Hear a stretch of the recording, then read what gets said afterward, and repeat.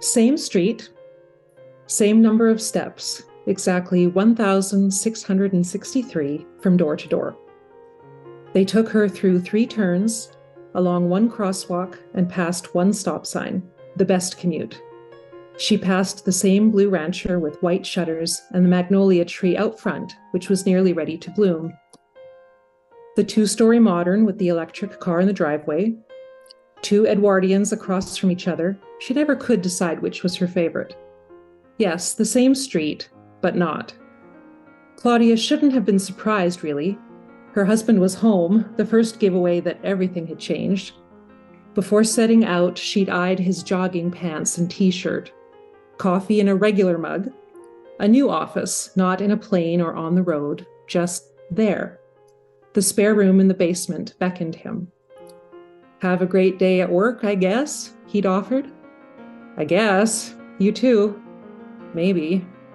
This is so weird. They'd stared at each other. The children, patting the dogs absently, had watched them over the back of the couch. She wondered how much mac and cheese they would consume over the coming days, weeks, months, if they would ever return to school. They were latchkey kids now, of a different sort. Well, I guess I'm off then. She had forced a smile and pulled her umbrella from the stand. Best to be prepared. At least with rain, she knew how to protect herself. The rest? No idea. No, this day was not the same. She'd tried to ready herself before walking out the door. Still, the contrast had shocked her, the silence most of all. No huskies barking at her from the place on the corner. The Philippine woman who splashed dust off her SUV, tossing water from a yogurt container, wasn't there. No sign of the young professional with the crossbody messenger bag and the Oxford shoes, or the lady who Claudia thought worked at the grocery store at the top of the hill. Not even a deer or squirrel. On the last stretch of her route, she studied the boulevards and driveways. There were more cars than she'd ever seen, filling every possible parking spot. They didn't have anywhere to go today. There was nowhere to go. She was one of the lucky ones, if you could call it that. She pictured all the people tucked inside, pajamas and coffee, a new office, kids and dogs and time. Hello, everyone. My name is Sarah Edmonds. I'm the editor-in-chief of For Pages Green magazine. I'm here today with Sonia Nicholson. She's the author of Through the Looking Glass, which we had the honor of publishing in our 3rd and most recent issue. Thank you so much for being here today. Thank you. I'm really excited to be here. Yeah, we're thrilled to have you. Just to start, could you tell us a little bit about Through the Looking Glass? What it's about to begin with, but also what inspired you to write it? Yeah, that story. I mean, it's a fictionalized version of a real day. And I mean, other than the names and some of the details, it's exactly what happened to my family the first day after lockdown. And how strange it was. My husband travels a lot for work, and that's literally the only time he's ever been home. I mean, he's always on the road. He's always somewhere, and the kids were home. And the only reason I went to the office is because I work in like a single person office. So it didn't matter. But it was very strange because no one else was going anywhere. And I didn't see a squirrel. I didn't see like deer. We have deer around here. I saw nothing living, and it was so unsettling. And as you read the story, you see that, I finally had some contact with humans, and it was so meaningful. And actually, before I submitted this story to you, because I didn't know if it would find a home or not, so I actually printed it off and put it in the mailbox of the people who waved at me through the window. And now we're friends. And now we've connected and we talk all the time, and they're lovely people. And so it really was based on a real day, and I just felt like it was something worth writing down. That's really, really interesting that the part that you sent it to the people who waved at you, did they talk to you afterwards? Did they comment on it at all? They did, I think they waited for me, because I was still walking by all the time, and they came out and they said, that was you, wasn't it? Because they didn't know my name. I mean, they didn't know anything about me other than I'm this person who walks by every day. So they actually came out and asked me, and I said, yeah, and I just wanted to share it with you. And anyway, and we've become friends since then, and we talk all the time, and they still wave to me every day if they're home, which is not all the time now, but they still do it. Years later, it's still happening.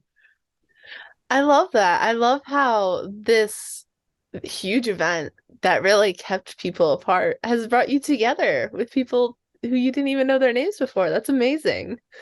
Yeah, I love that, and for me, I write a lot about everyday life, sort of these little details. Like it'll be a detail that just sticks in my brain. And my critique group, my writing group, that's one comment they had about my writing, which I didn't really pay attention to until they said that. And I thought, oh, I guess that is what I do. Looking at everyday details, but definitely connecting with people, finding people that you want to share that story with, even if it doesn't get published or whatever. I think that's the coolest thing. And maybe for me, that comes from my day job, one of my day jobs as an archivist, working with history and family history. And, I've tracked down descendants, and, that's sort of a thrill. Like that's the adrenaline rush for me, is those connections and building that. So I think that's what happened here with that story as well. I love that. And it's kind of funny hearing you talk about details and hearing that you're an archivist.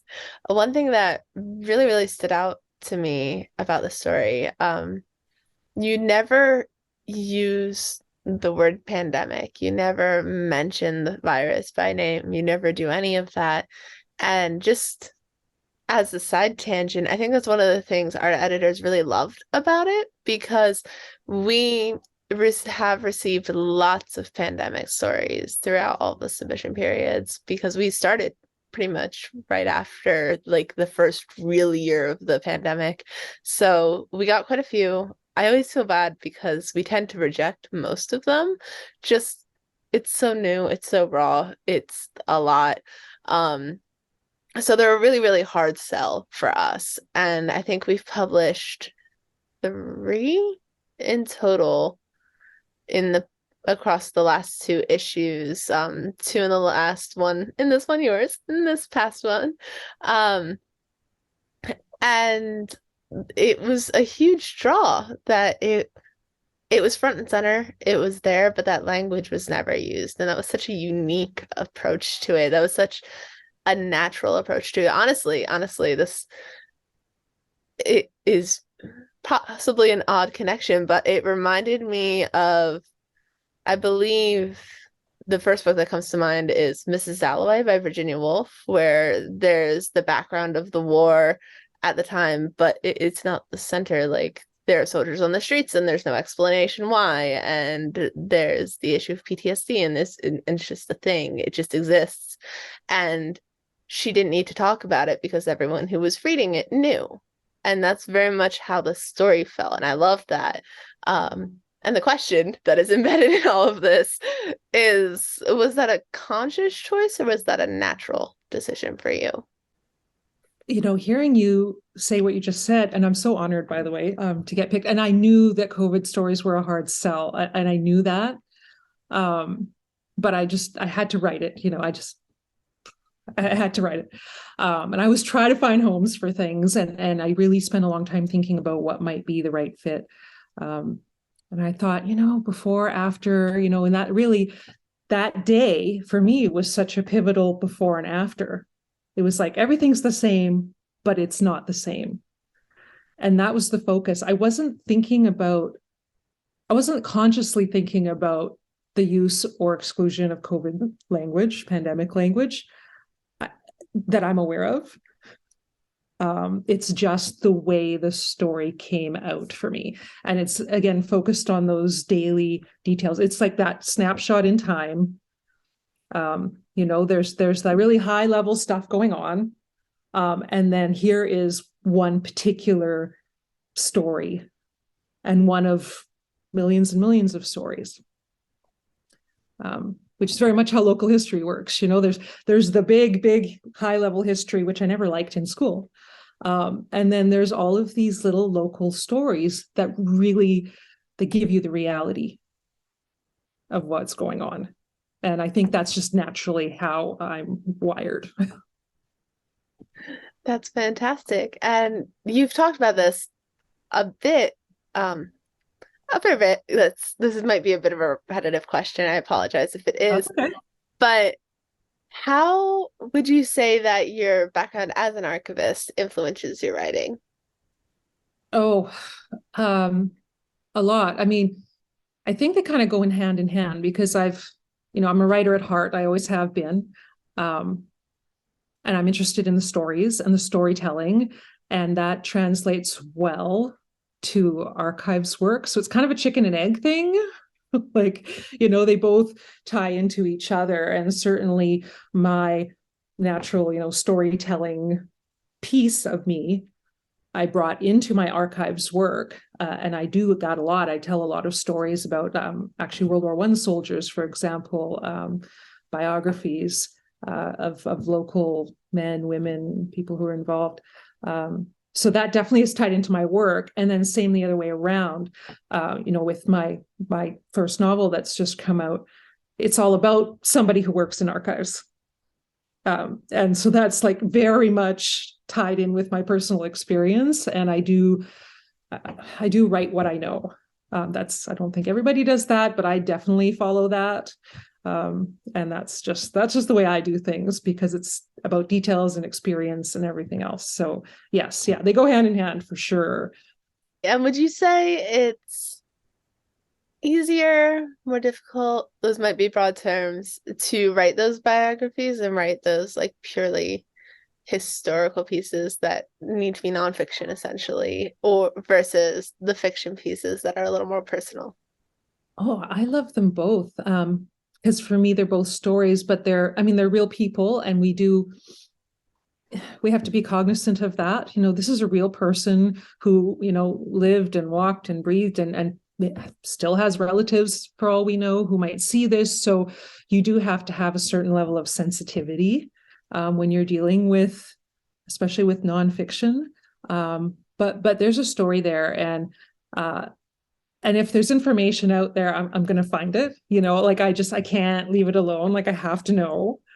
And I will keep going until I find all these details. And sometimes I find details that maybe are very tragic and I didn't want to know, but they're there. It's like I always look at the death record, and I sometimes find out things that are really sad, but that's part of the story. And it is what it is. And I present it in a factual way, in a sensitive way, but also in a way that will elicit feeling from whoever's reading it, right?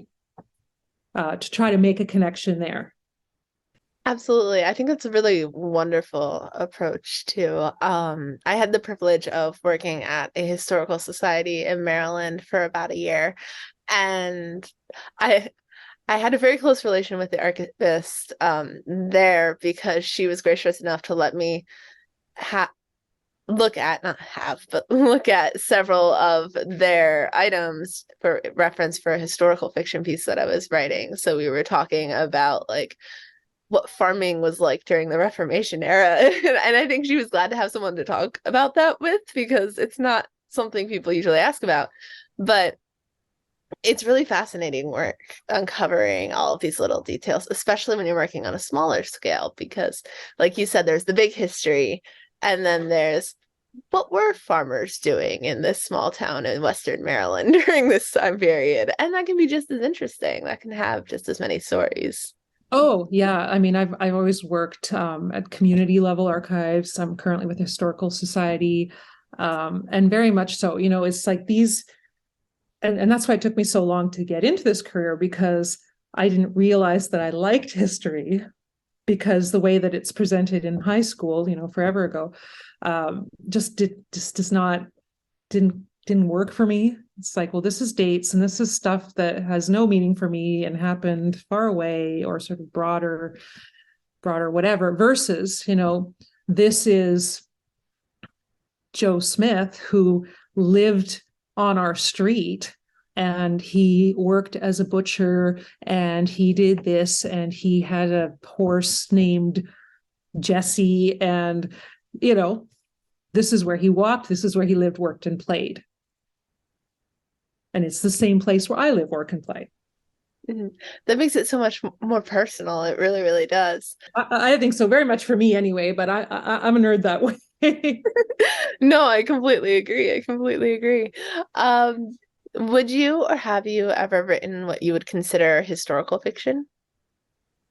No, no, not really. And it's funny because I don't read historical fiction. It's not my jam. I like beach reads, really light, like contemporary romance. Like I just want to escape and enjoy myself. Um, there is obviously archival elements in my book, and so that's the closest I've written, and only because it jumps between.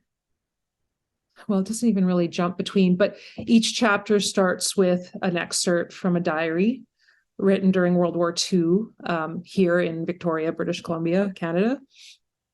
So I did go to the archives and I did, I already had pretty much seen all of the material, but I went back to it and, looked at what was going on in World War II in Victoria and really specific things and put that into these diary excerpts. But that's not the bulk of the book. That's just a very small part of it. So that's the closest I've gotten. It's not my genre, but I respect people who do those deep dives and who take the time and diligence to write historical fiction, accurately, respectfully, using those historical records to inform your fictional story. That's all great. Like, I love it. That's fascinating. I find it so interesting that you have that like disconnect there. Disconnect isn't the right word, but you know what I mean. Um, Yeah, yeah, so tell us a little bit more about your novel. Give us some insight. sure. I'm not sure where to start. It's called Provenance Unknown, which of course is an archival term, museum term. When you don't know, you don't know the background of something that's in your collection. You don't know the custodial history of material that you have. And that title has a dual meaning in the story. I like things with dual meanings. So it has to do with obviously archival material, but also refers to the main character. So the tagline of the book is an archivist without a past of her own doesn't expect her profession to get personal. And me and pretty much all the other archivists I know, I mean, we all get really personally invested in the people whose material we're looking at and looking after, the stories, we want to know, we deep dive, we do all of that. And I was just fascinated by this idea of an archives professional who doesn't have that, like who has that, but doesn't have it for herself. Like she goes all in if it's for somebody else, if it's somebody who it has made an inquiry at the archives, a researcher, whatever. If it's about somebody else, she's all in. But when it comes to her own story, she has zero interest, don't know, don't want to know, I'm good. Which I just thought that was like, it would be interesting to look at that, what would that be like? So it definitely takes a lot from my personal experience, both working in archives, and the other part of my personality, which was the French obsessed one. I did actually a degree in French many years ago at the University of Victoria. Did my major in French. I was always obsessed with French. Didn't know what I was going to do with it, but I'd figure that out later. And so I was always into that. I went to France 3 times. I was very lucky. And so I was telling people at my book launch a couple of weeks ago, it's like, well, you can read the book and you can decide which incidents in there are fiction and which ones actually happened to me, and see if you can pick out. And I think the funniest bits are the real ones, but yeah, so it's something that I plotted out, oh gosh, probably in, well, 2009, because that's when the book takes place. And I couldn't really change the dates because then it wouldn't work age-wise anymore. Like the ages of people wouldn't make sense. So I just kept it as 2009. And I plotted it all out. And my son was 5 at the time, just like the young boy in the story. And it really just reflects sort of where my head was at. I mean, there's a lot of me in it, but the main character is not me. But it's a lot of where my head was at, and just sort of stress of things and life and craziness. And so I put that all in. I plotted it all out. I did all this World War II research, and I made genealogical charts, and I got a little like kind of into the weeds with all of this. And by the time I was finished, the chapter outlines, I had everything except for writing the stupid book. And then I had no juice left. And so I just, and then life got even crazier as my son started school, and my husband was away. So I took all my notebooks and shoved them in a cupboard for 10 years and came back to them in 2020, not because of COVID, actually, but just because I had cut back on my work finally and gone from working 2 jobs every day and just to making some healthy life choices and looking after myself a little bit more and having a bit more time and space for mental health and everything else. And after a couple of months of detox, then I just thought, I'm ready now. And it just happened to coincide with 2020. So that's when I started and I wrote it. And it's my book baby. And it's actually the first book I ever wrote in my life, believe it or not. So it's a bit terrifying to have it published and have people reading it because it's the first one I ever wrote, and because they say that that's not the one that usually gets you published. And I didn't have my critique group then. And so it's, but anyway, it's out there. And that's kind of the story of how that book came about. But I could definitely answer other questions about it if you want to know more. Yeah, no, that's fantastic. You like you said, it's not super typical to have your first book published. And as nerve-wracking as that might be, I think that's amazing. And it shows real worth that like it happened, that you clearly were onto something then back in 2009. And now, I think that's interesting and important that like you can correct me if I'm wrong, if you disagree. That 10-year gap is a lot of people, I think, with their first books come up with this fantastic idea, this huge idea, and they just jump in. And the reason it might not get published is because the execution skills aren't there, the practice, the work isn't there. And having that distance, having grown, can often lend a lot to the process of actually being in a good spot to write it. And this is an abstract question, but do you feel like if you had the juice to do it back then in 2009, it would have been a very different book, or would it have ended up about in the same place? No, it would have been different. And I actually just wrote an article about this. It's going to be, hopefully, I think it's going to be in the newsletter for the Archives Association of British Columbia. But it's kind of about how, I was frustrated by that gap, but at the same time, you have to live life before you can sit down and write it. And there's a quote I heard recently from Henry David Thoreau about that. And I can't remember the exact wording, but it was that idea, like, how vain of us to try to sit down and write without having lived life first. So, it definitely would have been different. And it would have been different regardless, because I think as any kind of creative person, whether it's writing, music, art, whatever it is, you're not going to stay the same. You're going to change and grow in your art, whatever that is, and it's going to be different. You're not always going to put out the same kind of music or whatever it is you produce. So for me, even, I actually wrote, I wasn't going to write anymore for a while. I think my husband was hoping I would take a bit of a break. And I was going to bed one night and literally like doing, like the entire plot of a new book came into my head at once. And I thought, shoot, I'm going to have to write this now. And I finished writing it, and it's with beta readers right now, but it's completely different. It's completely different, stylistically and everything than the first one.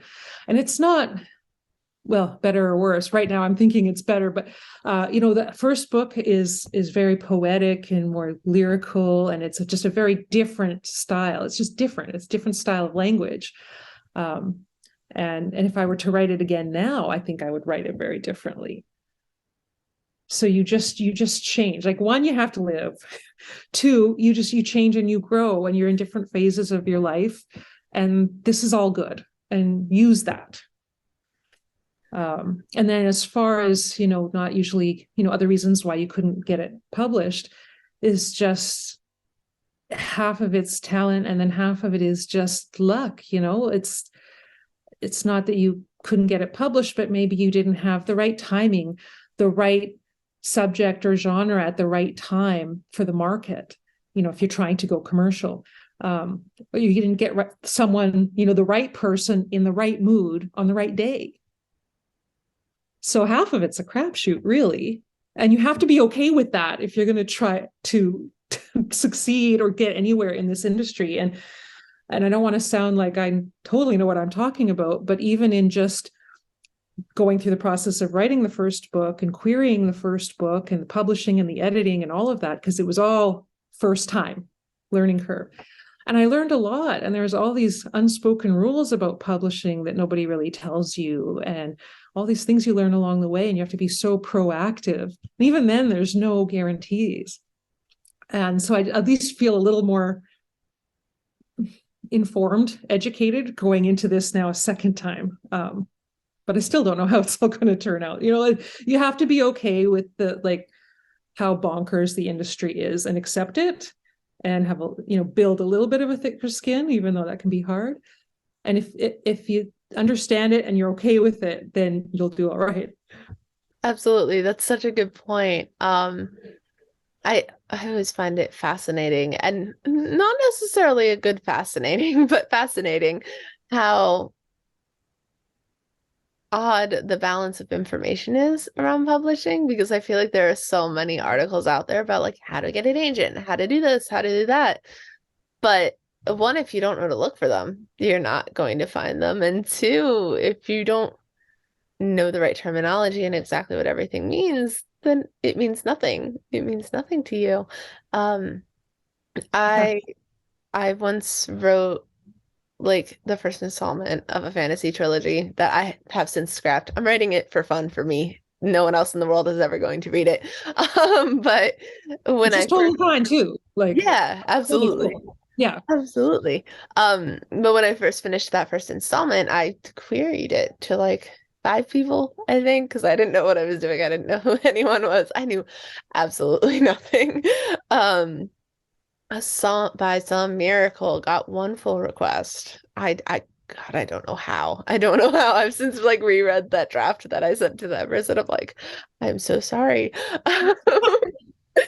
But it really is so much dependent on luck, because honestly, looking back at that draft, like past, I guess, whatever chapters I sent to him in the first place, the writing wasn't there. The skill wasn't there. It just happened to be that like whatever I said in that one letter struck his fancy on that one day at that one moment. And unfortunately, a lot of really, really amazing writers and amazing stories get passed over for the opposite reason, for not the right timing. Somebody has a bad day. It's just the 100th message in the inbox that has a similar premise. There's so much. There's so much. Yeah. And mine was like this close to not getting published. It was actually kind of an interesting story. I had queried to agents, and now looking back, I know where I went wrong with my query letter and my package and whatnot. But I did have some requests for partials and fulls and everything, and didn't work out, and that's fine. And I had some good comments, and I mean, but I didn't know what I was doing, and I laugh about it now. Like you said, you're looking back, you think, ugh. And then I submitted to some small presses, and there was one who is now my publisher, Sans Press, based in Ontario, so it's Canadian. And I thought, well, that's cool. And they were doing a pitch event on Twitter, and so I pitched and got a like from them. So that's an invitation to submit directly to them. So I did, and I never heard back. And I got busy with stuff, and I'm working, kids, whatever. And I never heard back. And about a year later, I don't know how a year went by, but a year later, they were online saying, "Oh, we're looking for manuscripts. If you have one to submit, da da da."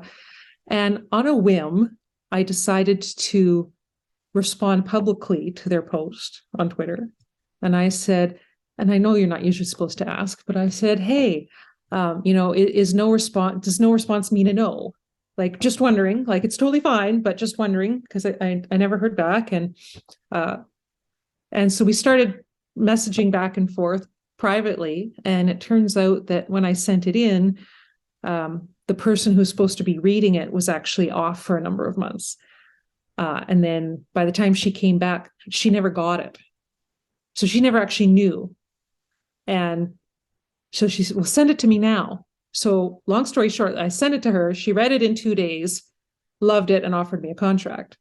And it was all because on a whim, a year later, I responded to this tweet because I was a bit annoyed. I'm like, well, I never heard anything. And if I hadn't, like, it would be a completely different story. And I think about that sometimes, and it's like, holy smokes. But then on the other side, once you get momentum going, all kinds of great things can happen. Absolutely. That's an amazing story. I love that story because I feel like so many people, myself included, are afraid to take that step and check in. And it can be really important to do that. There's no harm in it as long as you're nice about it, as long as you're not nagging, as long as you're not like, "Hey, where's this?" If you approach it Yeah. like you did, then there's And nothing. some of them, like a lot of them do say on their website, they say, Yeah. Yeah. we'll respond within this much amount of time. And if you don't hear from us, if it's a no, Mhm. or feel free to nudge us after X. Like, they all say different things. So you really have to pay attention to details, like pay attention to details. Even in querying, they all want something slightly different. It's like a test. And you have to pay attention. But if they don't say, and I was really at the point of shelving it. I was just about to shelve it. I thought, it's okay. I'll leave it. I'll go back to focusing on poetry, which is really, that's where my heart's always been. I've always been a poet. Always been a poet. And yeah, I don't do short stories that often, actually. And so I was about to shelve it. So I really didn't have anything to lose at that point. And now, yeah, and now I'm looking at this second book and seeing what I can do with that. Like I said, it's still with test readers, but it's done. And I'm plotting a third one. And I never, and meantime, I've got other things being published, poems and short stories, articles, whatever. But the weird thing is, it never feels like enough. And that's, I think, a me problem, but I'm sure other people also have that problem. Like, it feels like I'm never doing enough. And meanwhile, people are looking at me going, "Are you crazy?" Like, my critique group is going, "But you're like doing all of these things." So there always is that imposter syndrome, that you have to deal with. And, sometimes you're really confident. And some days, actually today, I was feeling kind of, so actually this is perfect timing for this interview. But I, every once in a while think, "I'm such a fraud." But I mean, there's got to be something there. There's been enough acceptances that it's like, okay, well, like, maybe like I can be a little easier on myself. Um, I've got something to share, and some people are connecting with that, and that's really the goal here. Absolutely. Absolutely. You absolutely have something to share and something that connects with people. Like 100%, I can say that with certainty. But I do understand that feeling personally anytime that I have time to like watch a YouTube video or just hang out with my cat. I'm like, I could be writing right now, or I could be querying right now. I could be submitting things right now. I could be reading submissions right now. And it's okay not to do that. It's okay to take time to rest, relax, have space. Having space from things is invaluable in writing, in my personal opinion, in my personal experience. Yeah. It's so helpful just to stop for a second. Yes. Yeah. 100%. 100%. And it's partially that, that living piece. You need time to live and feel and all of that. And also just the mental health side. And that's important too, because if you're getting really, that's not going to help your writing. That's not going to help anything. And so, yeah, we also have to be compassionate with ourselves and look after ourselves.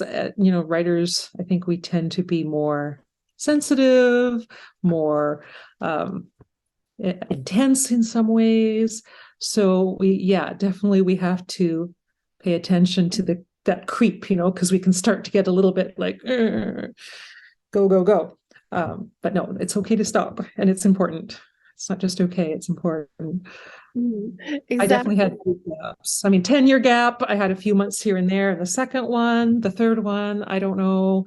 I'm getting a little more outside my comfort zone with that one in terms of like outside what I know and personal experience. So it's always different, and it's okay. Like you just kind of go with it and see where things take you.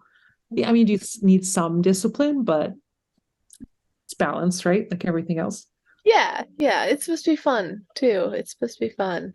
For sure. And you had mentioned that you've always been a poet. Could you talk to us a little bit about your poetry? Yeah. Yeah, I just, it's like a puzzle. I used to have those magnets with the words on them, and then you like put them together in fun ways.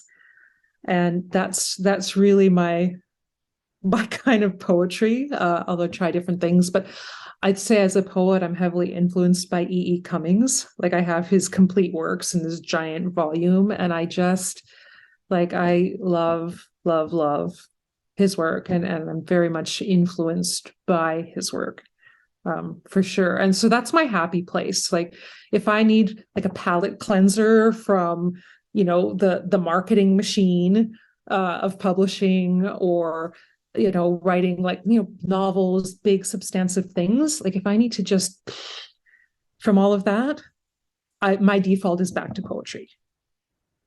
And that just like takes me to my happy place.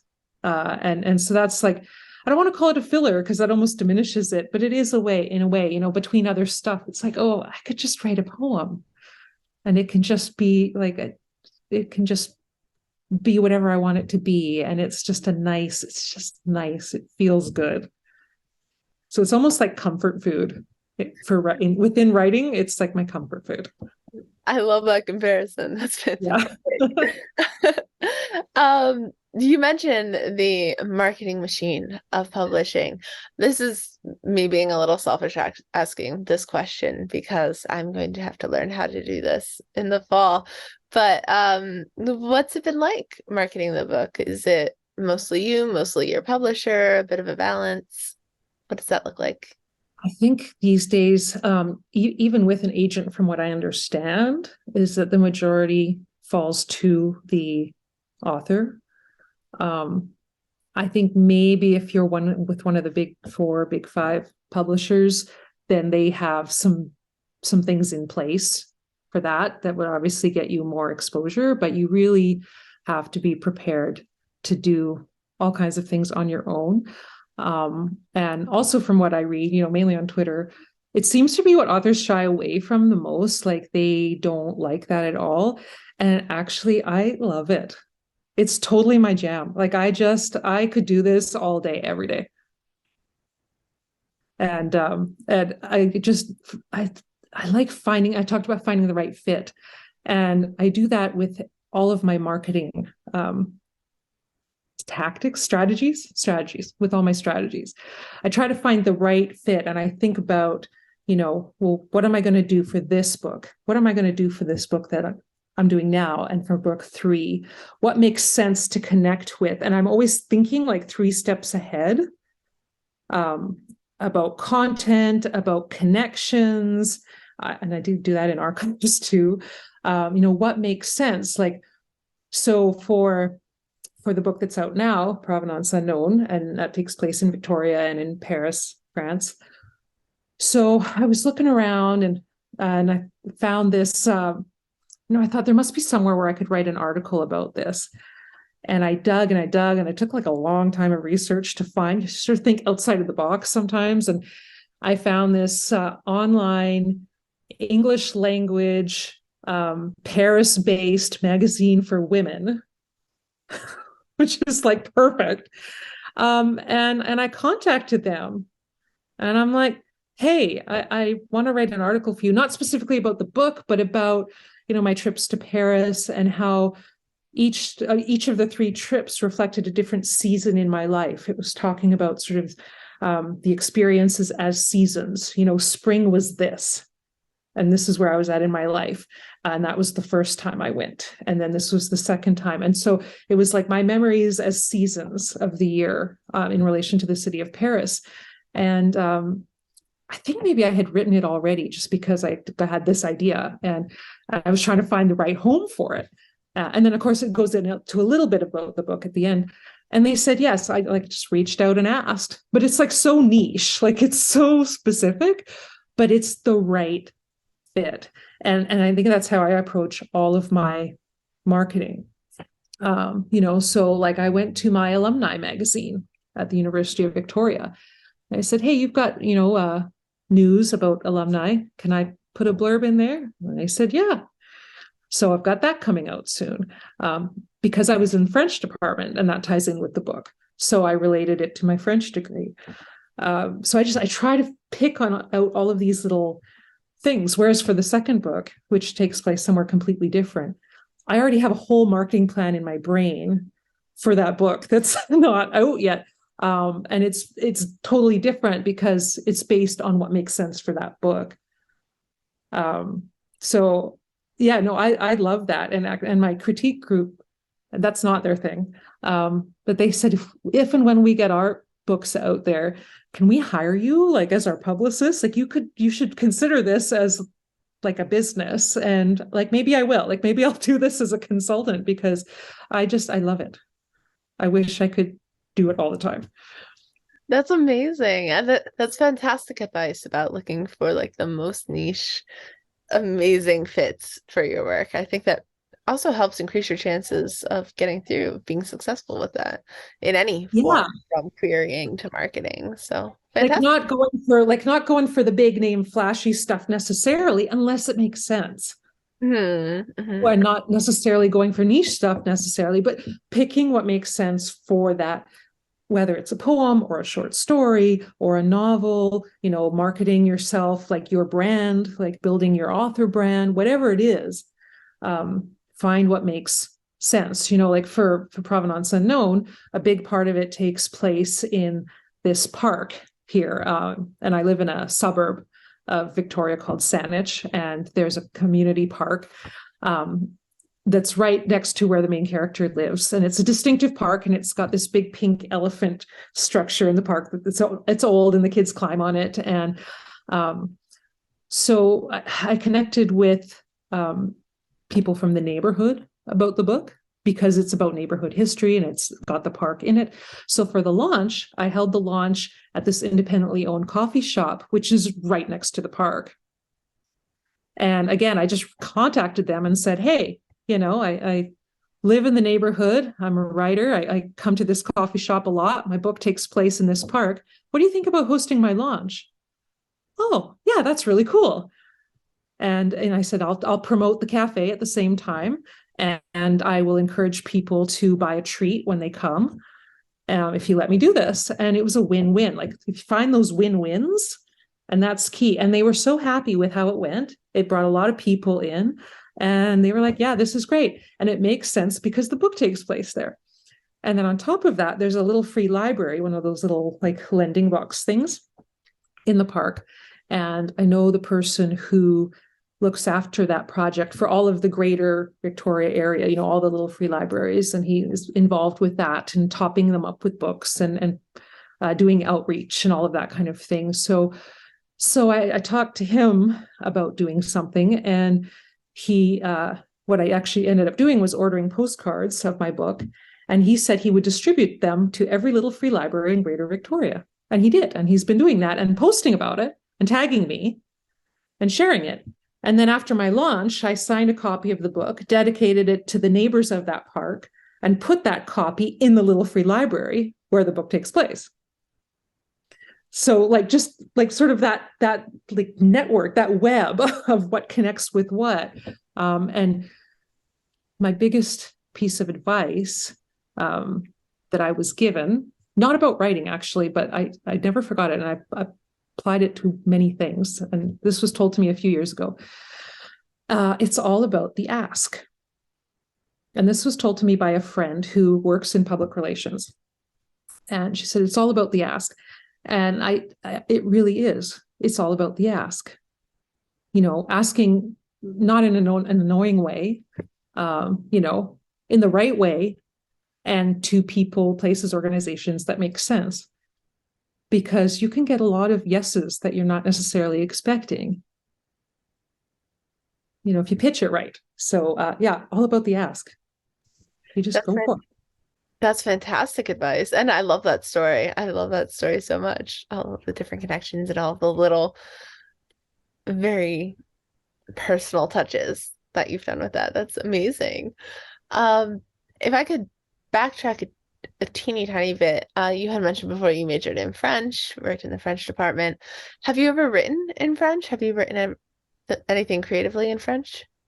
Oh gosh. And I didn't work for the French department, but I was a student in I reached out to the French department in terms of the book. But I did my major in French and my minor in Spanish. I was in languages. I use them now both for work, but for very kind of boring purposes, translating things. I don't know that I think like a long time ago, I think I wrote a couple of poems in French. And I still have a lot of the books that I read in French, from my degree, because it was a literature-based program. So I'd still read a lot in French. There were some French authors I really liked. There was a French poet, a Canadian French poet that I really loved. I can't remember his last name right now because it's been so long. But I haven't written that much other than like all the papers I did. I did in Spanish, I did something on like that concept of, now I'm thinking about French, I'm getting them mixed up, but that concept of ennui in detective Spanish fiction, like it's like really specific. And I remember writing about that, which was super interesting. But I haven't written creatively in those languages in a long time, and actually didn't use them for a long time. I'm trying to get back into the languages now, and now I'm using them more at work. So I'm like just sort of reawakening my brain, like those parts of my brain lately. So you never know. Like I could go back to that, not a novel, but something short and not too threatening. I would give it another go. Totally. I think that would be fun to experiment with, and especially since you had mentioned you look at poems like puzzles and moving all the words around and trying to see where they fit. This is just me thinking out loud at the moment, but I think it would be really interesting to do that with your multilingual perspective on grammar and play around with that across languages. I think that'd be fascinating. So if you do experiment, I want to read them. Okay. Well, now you've planted a seed. So I'm going to let that just sit for a bit, but I like that though. I think it would be fascinating. Yeah, that's just a tangent. I was recently talking to one of my classes about pidgin languages and how they kind of come to be. So I've been thinking about mixing languages a lot. I did a class on pidgin languages in second year, I think. I remember that. Yeah, I didn't get too in depth with it. it came up very tangentially. I'm teaching a queer horror literature class to high schoolers, like college level class to high schoolers, and the text we're reading right now is at right at the beginning of the colonization of India. And we were talking about like the difference between imposing languages and coming up with like pidgin languages to communicate with an indigenous population. So that's just a total tangent. Yeah. Oh, it's so fascinating. Yeah, that could be a Why whole that nother popped into my conversation. head. But is there anything you wanted to talk about specifically that I didn't touch on? In thinking about the kinds of topics that I write about, and I think I have this on my website somewhere just to remind myself, a lot of my work really focuses on like identity and family and place, within my own experiences, but definitely in that, like that's where a lot of my work sits, I think. Yeah, details, but identity, family, place. And I've written nonfiction like essays and articles about that too. One of the very first things that I had published was this article about growing up in a Portuguese immigrant family. And it got published. It's online somewhere. The link's on my website. But yeah, and I think that still informs a lot of what I do. That's really interesting. That's I'm definitely going to read that. I feel like that gives you such a fascinating perspective. Do you feel like your work is very politically minded in any way? I know there's the term like identity politics has come up fairly recently, and I know you're talking on a more personal level, but do you view your work as political because of that focus in any way? I don't. I think my work is subtle, and it is light, but I don't want to say that it doesn't have meaning. I think it can be light and fun. It's but at the same time, it can have those themes. And that's something else my critique group has told me apparently about my work, is that it's so light and subtle, but at the same time there is depth there, and but not I wouldn't say it's political, but it's just there. It's just an influence. And if people want to read a little deeper, and look at things, it's almost like museum labels, exhibit labels. You can enjoy a museum exhibit, a display, in a very kind of superficial level, which is great. You can read the label and you can understand it at a different level. You can get really, try to analyze things quite deeply. So I leave that to the reader. But definitely you can just enjoy it like as is. I think that's a really fantastic way of approaching it too, because with the term like identity politics and that kind of political mindset, it becomes very external, a process of labeling who you are, saying who you are for the sake of other people. And you talk about your work being more subtle. I think that can be really helpful in reminding people that like it's for you. Like figuring out who you are is for you. It's not for the sake of someone else. It's not for the sake of getting that label out there. It's just for you to be comfortable with who you are. Um, so I think Yeah. that's great. Yeah, exactly. Yeah, I think that's accurate. Mhm. That's wonderful. And you've mentioned a couple of times now your critique group. How important are they in your process of writing? They're wonderful. I'm so grateful all the time. Like I regularly think about how grateful I am, that I'm in their group. And I mentioned I didn't have them the first time around when I did book one.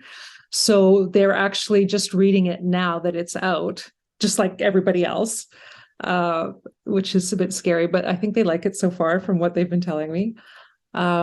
We finally met for the first time in person at my book launch, which was kind of a fun story. They're all, and so our group is called Archivists Who Write, which is not very like thought, it's not very creative, but it just sort of happened that title just kind of came because there's 4 of us. We're all archivists / librarians, and we all write, but we all write very different things, like very different things. So one writes like speculative fiction, one does plays, one does like screenplays, like films, TV, but also has a children's book she's doing. So very, very different. And it's great. And they're so good. They're so, so good. And we actually had a 2-part blog post that we did that was featured by the Association of Canadian Archivists. Because they were doing a series on archivists who write, and we looked at each other and we went, okay, well, like we need to be part of this. So we reached out to them, and they were like, yes, this is amazing. And so we co-wrote this 2-part thing that they posted, and the link's on my website as well on the credits page. But yeah, they're fantastic, and we just sort of met by accident, almost in the same way that I got my publishing contract. It was just a haphazard comment on Twitter that one of the members, who I sort of knew kind of from archives things, posted something. Oh, she shared this book of this archivist that she knows from Ottawa who'd published a book. Amy Tector wrote this book. It was written a few books that feature archives, and they're very good. I've read one of them so far. And I replied with a comment that said something like, oh, an archivist who writes, that's cool. We should start a club. And my fellow group member messaged me privately and said, well, actually, we have a writing group and there's 3 of us. And if you want, I can ask if they'd be open to you joining. And they said yes. And so they let me in. It was a bit intimidating at first because they're all very, very good writers, like really good writers. And they let me in, but they all live in Vancouver, which is across the water. And I live in Victoria, and it was during the pandemic.